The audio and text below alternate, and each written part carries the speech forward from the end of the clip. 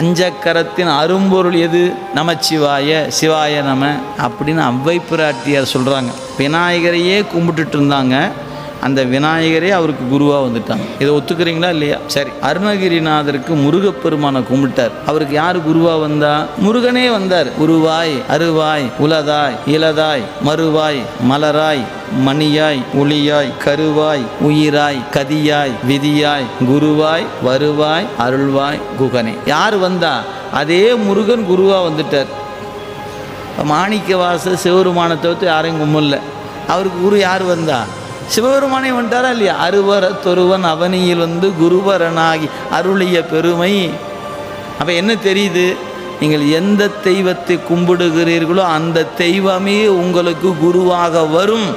இதுதான் சத்தியம். ஆனால் இறைவன் எங்கோ இருக்கிறான்னு நினைக்காதீங்க, அங்கே இருக்கிறான். இந்த உடம்புல உயிர் இருக்கிறது போல உயிருக்கு உயிராக நிற்கிறான். என் இறைவனை நினைக்க கூடாது என்று சொல்வதற்கு உங்களுக்கு உரிமை இல்லை.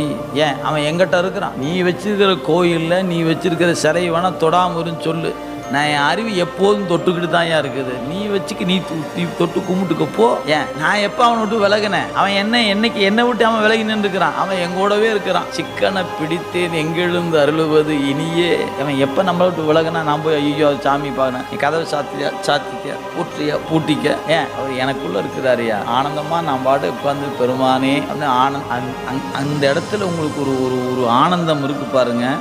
அது யாரும் கொடுக்க முடியாது. அதில் நின்று பார்த்து தான் அனுபவிக்கணும். இந்த அனுபவம் நமக்கு வரணுமே என்று எல்லைக்கு உட்பட்டு அன்பு செலுத்தினீங்கன்னா வாய்க்காது. எல்லை கடக்கிற வாய்ப்பு என்னைக்கு வருதோ அன்னைக்கு வாய்க்கும்.